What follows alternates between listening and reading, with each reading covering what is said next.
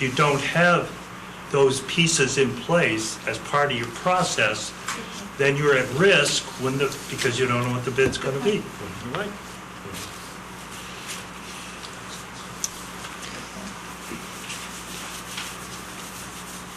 Peg. If I could just add, in terms of being a member of a building committee and for the future, it probably is a very, very good idea also to have periodic updates, and we haven't done that. I don't know if that's my fault, but for an ongoing project, updating as we go along, because it's been a long time since we've... You're not off this building committee yet. There's No, plenty of opportunity for updates. I understand what I'm saying, I do, absolutely. And there is, in terms, I'm kind of looking at Liz when I say this, but there is, on our tax bills, there is an opportunity, there's a donation that can be made to furnishing. If anybody does want to make a contribution, it's there. You're right. Mm-hmm. I know that's not what you were talking about, but No.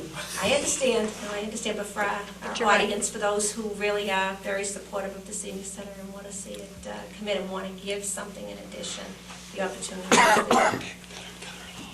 Well, I guess the next big project is obviously Wellington. And I think that, and I'm on the, this is a disclosure, I'm the Warrant Committee representative to the Wellington School Building Committee. I welcome all the direction that I could get. And I think that looking at, Wellington is going to be such a gigantic project, equivalent to building a small office building privately in Boston, that, we should sort of work with the Permanent Building Committee to try and do something about creating some process, procedure, or framework for the Warrant Committee member to operate in. I would be happy to work with you and the chairman of the Board of Selectmen and maybe creating some sort of a forum in which this could be discussed. It was discussed a while ago, and I think the decision was basically made that it isn't really broken and let's leave it be the way it's been. But I think... Yeah, but if we break it in the Wellington, we got to... Well, I know, really I know, broken. and that's what happened with Winbrook Burbank, and that trust got broken, and how many years was it before we got another debt exclusion? 10? So I think we should do that. It was a long time before the voter even felt like trusting anybody with their money. The town hall project that was done in between was done by salting the money away every year out of the operating budget. It was not done via a debt exclusion. It was done by taking $500,000, $700,000 every year out of the operating budget until they had the money. So I would welcome that, because I do think that there are a number of issues, and this is not the only one. I mean, there are financial issues, there are other issues that have come up in the last year and a half, and I think that we maybe should. And it is very hard when you're advocating very strongly for a project you believe in, and when you have been sitting at meetings for hours on end, weeks on end, trying to get a project going. You just want to get it going and get it finished. I've been there a million times. I can't tell you what it feels like, but it's like, guys, do you really want me to stop and reinvent the wheel? I mean, I really can't do it. So. Roby. Just along that line, it might make sense to integrate whatever you folks come up with the existing capital budget project procedure that the Warrant Committee has. It may be we have the ability of looking at the whole thing as one continuous process from beginning to end, as opposed to just a piece that affects the Warrant Committee. You're talking about the template and that? Yeah. Okay, yes, that's another one of the issues that has come up. It seems to me they should be somehow... Operating costs, sort of what you were saying. Those kinds of things that have never, ever been considered by a building committee in the past really have to be for the future. And they need to be something we're dealing with up front. And that's something that building committees, I think, quite justifiably, building committee is the technician. Town meeting tells them what it is they're going to build, and they go off and build it the best way they possibly can. And town meeting doesn't give them a budget until the building committee comes back and says, this is the budget we need, which is unique in Belmont, by the way. Just so people understand, most towns do not do that. As a matter of fact, it's been one of Liz's big complaints. But what Belmont does is hires an architect, and the architect and the building committee work together to design a building and create a budget. And then the building committee comes to town meeting and the taxpayer and says, this is what I want to build, this is how much it's going to cost, please give me the money.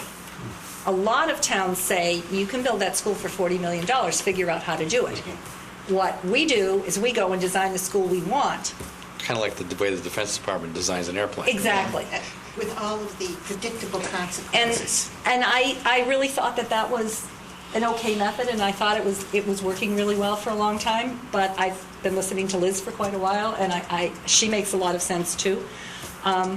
And I know from every architect I've talked to, including the senior center architect, that we are unique in that respect.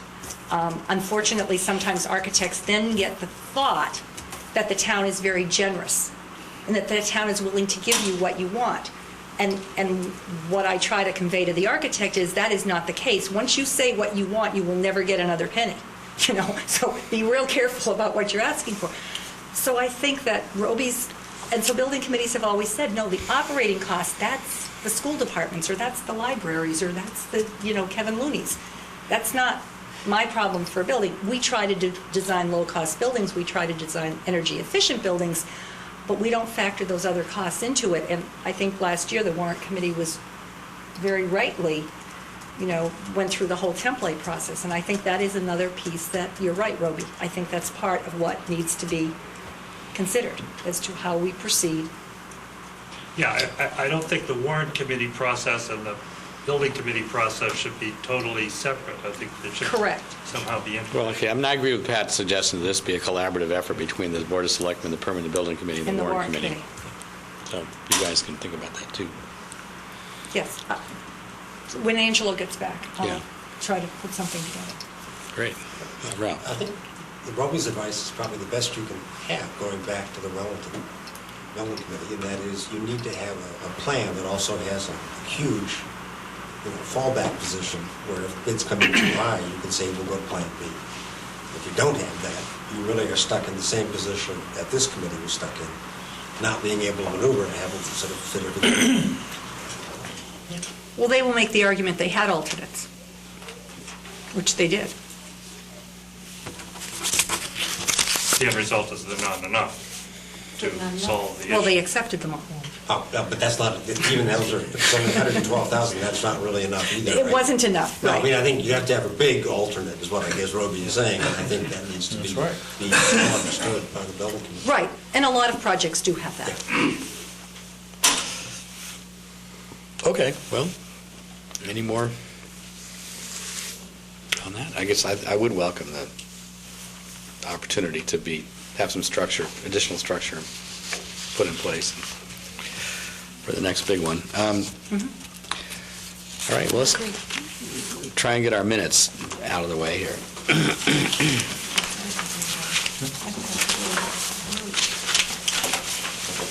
First up are November 14th. Did you ever get Walter's suggestions clarified? Well, what I did is I resent the draft out with the corrections that we had kind of talked about that night, and I omitted the confusing sentence, and he agreed that it was fine to omit. It's fine to omit, yes. So that, Characterizing it as confusing. so It's that's, not confusing as I said it was confusing as it was recorded. And attempting to fix it was almost impossible. I didn't want to expend the I'll have energy. to remember that one. That could come in useful yeah, sometime, I Walter. wouldn't, that's not very nice to me. I would move approval of the minutes of November 14th. All in favor? Abstain, Opposed? Mr. Chairman, since I was not here. Okay, one abstention, otherwise unanimous. November 28th. Okay, I didn't receive anything on November 28th via email. I have a question, and that is relating to Roby's. It's really in the second full paragraph under presentation discussion of initial revenue, where the last sentence, motor vehicle excise is slowly increasing to 2% a year, or did you mean by 2% a year? That 2%, as I recall. At 2%. At 2%. And That then, was confusing to me too, and I And so then the cemetery revenue would also be increasing at 10%, and the, whatever it is, Chapter 70 at 15%. So at, change the twos to at. Yeah, that's my only comment there. Got it. Move approval of the minutes of November 28th as amended. Second? Second. All in favor? Abstain. Stay on that one. 2 abstentions, otherwise all in favor? Okay, that brings us to January 2nd. January 2nd. I received emails from member Allison, and I can read those, as well as from Chairman Frenzy. I'll start with BOS Frenzy's. So basically, under the page 1, the 115 kV transmission supply alternative paragraph, he has probably the third sentence down.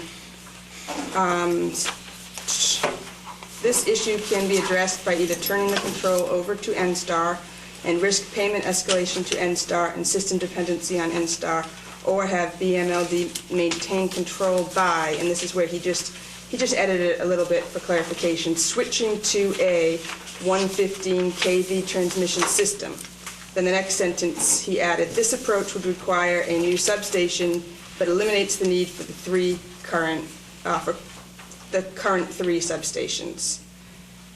And that was it there. Then the next, the sentence that starts, so there's a whole sentence that's fine. Then I had this proposal, and he has added, is currently estimated at costing $18.5 million.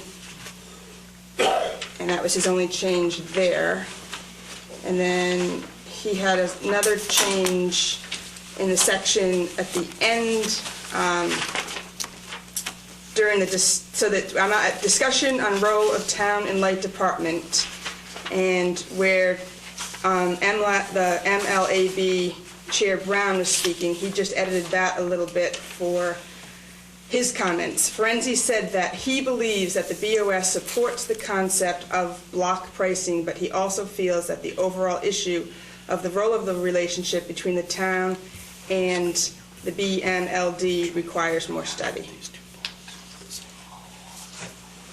I have a question. I mean, I attended the meeting, but I cannot swear that I heard that the creation of the new Right. 115 kV transmission would eliminate 3 substations. Right. And I would suggest that I didn't hear that either. we delete that part and accept everything else. I mean, that was sort of an absurd sentence.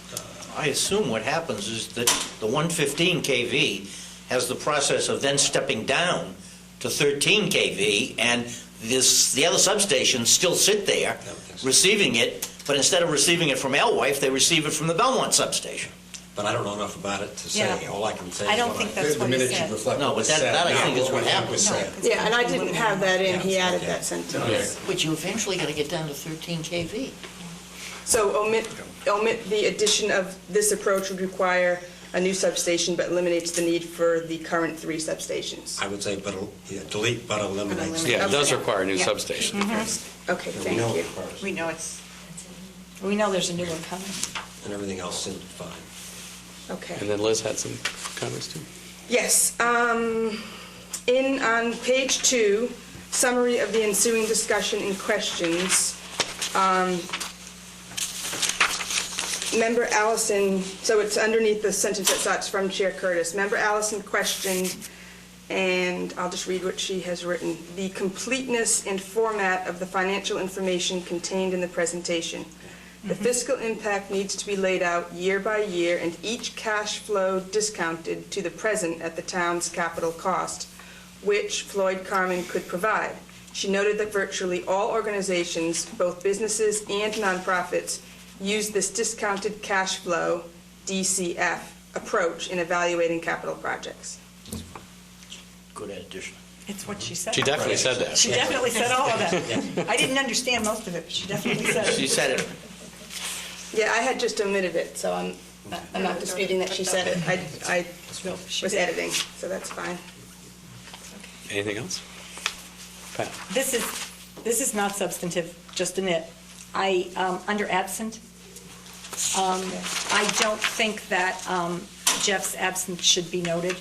He's not a required member of the committee, and if he's here, fine, he should be listed as present, but if he's not here, it shouldn't be looking like he wasn't here. Well, we keep tabs on him. I want to know when he's not. No, but I just don't think it's appropriate. It's not his role I to concur. be here unless he wants to. Right. Is there anyone else that I should know about that falls under that? I mean, Jeff, we only care when you're here, not when you're not here, so it sounds like a good thing. And we're really glad we were. No, I mean, Floyd doesn't have to be. You're right, Pat. even Floyd doesn't have to be here, so if Floyd isn't here, he shouldn't be noted. And you know, if Barbara's replaced by somebody, you don't have to notice she wasn't here, you can notice that Frank replaced her. okay, that's good to know. But the members, John and Angelo, would be recorded as absent tonight. Okay. That's correct. We'll get this stuff down eventually, Lisa. So it's a long learning curve, let me No, tell you. it's just a nit, I really, No, that's fine. This is all new to me too, so. All right, Move approval as amended. second. All in favor? I, Stay. One abstention? One. I think, one, before we have the Hyam motion, is there a really quick, the last time we talked about the school building authority in Wellington, I was under the impression that there was going to be a town visit by them, and no one is, nothing's, I'm not aware that anything's happened. Is there? okay, I haven't been officially told, but I don't see any reason why you can't tell people. okay. I didn't want to say something on television that the school committee hadn't yet been told. Well, we haven't yet, but so. But now that I've said that on television, I guess, we have received a call this week, and we have been asked to come to a meeting on February 14th. The state has apparently once again revised the way that they are going to proceed, and rather than have a wonderful meeting in your town to which they wanted to invite everybody, they have now decided that they will ask all the communities to come to the State House, or not the State House, their offices on Broad Street, which they're brand-new offices, so I'm not even sure where that is, but we'll find out. And they have told Dr. Holland who is to come to that meeting, and it is 4 people who are required. And then they are allowing him to bring 2 others as guests. I got invited as a guest. But he has explained that we were very public about what we were told, and that we have a number of people who wish to be part of the process, and that we would like to bring more than the 6. The 4 that they are asking for are the superintendent, the chairman of the school committee, the chairman of the board of selectmen, and Jerry Missel. That's the 4 that they want to see. Now, remember, once again, this process is their overall process, so they are not differentiating between towns that have either permanent building committees or a project-specific building committee already in place. So this is, you know, probably it's going to be fine if they'll invite a few other people. So for those of you who, out in the community, who thought you were invited to this great public meeting that the state was going to have to be so participatory, it appears that that is being revised. And we will go to this meeting on February 14th. They are going to let us know sometime before February 14th what they would like us to bring and what they would like us to be prepared to address. And in anticipation of that, Dr. Holland has a couple of working sessions being scheduled in the next couple of weeks so that we can be more prepared than if we only hear from them 2 or 3 days before we go. So that's all I have right now. I will have a heck of a lot more the meeting after February 14th. All right. And we will know then where we stand. Thank you, Mike. Quick question. So this is a Belmont only meeting, right? Our meeting is Belmont only with the MSBA. Yes, that's okay. And we're anticipating that somebody else will, we're an afternoon meeting, so we think they probably have someone in the morning. Because that's what made sense. If they have 70 projects to vet, it does make sense to have them where they are. It's just unfortunate that we had pretty much gotten people geared up, and I have to say that, once again, I would like to thank the people in the community, particularly the parents in all of the schools that are not Wellington, for their very positive reactions. I have received phone calls this week from other PTAs saying, do you know when that meeting is? I want to be sure I get my people there. So, you know, there is a response from the entire parent community in the town trying to help this project move forward. And I'm really appreciative of that. Okay, thank you. I have some doubts about doing things that might alienate a committee that can give us money. I have some doubts about trying to insist on extra people and otherwise alienate a body which has the power to give us money. Well, Peter has a very good case to make for each of the individuals he wants to bring to the meeting. I think that we would be content with those people being allowed to attend. It's just a little unclear what the setup's going to be. If it's not a governmental body meeting, if it's just one individual from the MSBA, then it's not a public meeting, and it doesn't feel quite as open. If they're going to say, if people want to observe the meeting, that you're more than welcome to come, you just can't talk. I think that's what Peter was trying to say, is that there are people who would like to be present. And we haven't heard back from them on that. They did say, yes, that they would allow Pat Alvin and I to be part of the group, which was what Peter was pushing for. So there wasn't a struggle there. They instantly said, yes, that was all right. But we want you there. We want the chairman of the Warrant Committee. We want, we'd like all three selectmen. I mean, we just would like... Oh, well, we'll stand by. We'll see what they See what say. happens. Okay, thanks, Pat. I move we adjourn. Second that motion. Now, is Dr. Holland come next Wednesday? We're going to have, Jerry's going to come Jerry's and gonna John come. both. Okay, Yeah. great.